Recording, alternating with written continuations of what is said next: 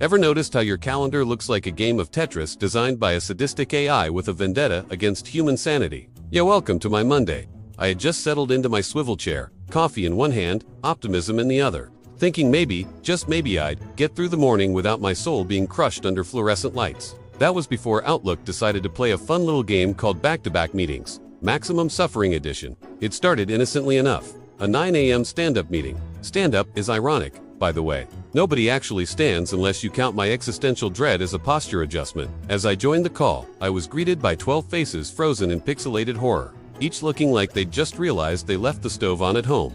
And the sound, the sweet symphony of someone's dog barking, a toddler screaming, and the faint click of someone attempting to pretend they have good internet connectivities, set the mood perfectly. By 9:30, I was already running low on brain cells. But fear not, my calendar had mercy. A mere 5-minute break before the next meeting. Just enough time to contemplate life choices, refill coffee, and awkwardly scuttle back to my laptop like a caffeinated raccoon. And then it hit me. The horror of the 10 a.m. strategy alignment session. Strategy is corporate code for we'll talk in circles for an hour while nobody decides anything. Then blame you for not thinking outside the box. The PowerPoint slides flickered like a Vegas neon sign, each one filled with graphs that made less sense than my dating life.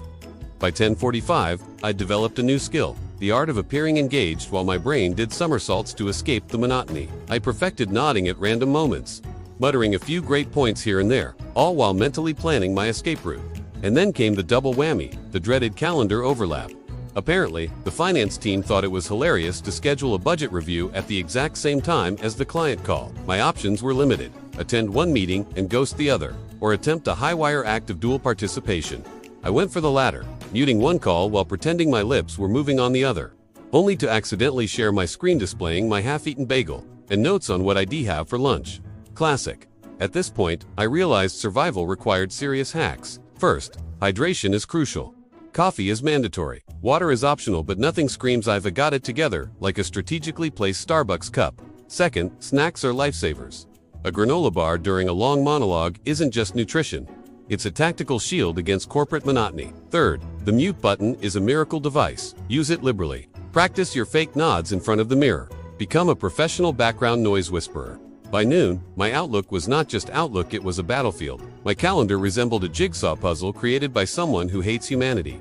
Lunch pinch, I thought. Haha, funny joke. Lunch is now a concept, not an actual meal. I quickly realized the importance of micro-lunches. 30 seconds to inhale a sandwich, 10 seconds to sip water, and 5 seconds to scroll through LinkedIn and pretend I'm networking. Then came the afternoon marathon. The project update call, followed by a team brainstorming session, followed by another meeting to discuss the outcomes of the brainstorming session. By now, my brain was generating passive-aggressive dialogue in my head. Like, yes, I agree, absolutely.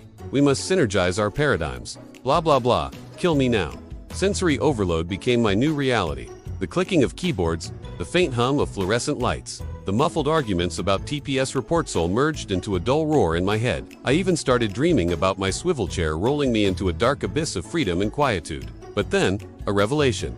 Humor is survival. I started dropping subtle sarcastic comments like confetti at a parade. Yes, another meeting. Because nothing says productivity like talking about productivity. Surprisingly, people laughed or at least nodded awkwardly, which counts. Humor became my armor against madness. By the end of the day, I had emerged slightly battered but mostly alive. My key takeaways. Prioritize like a corporate ninja. Some meetings require attendance. Others, just pretend you're there. Hydrate and snack strategically. Your body is a temple or at least a battery that needs charging. Use humor as a shield. A well-timed sarcastic comment can protect your sanity and subtly hint at your intelligence. Master the mute button and fake nods. They're more powerful than any corporate training.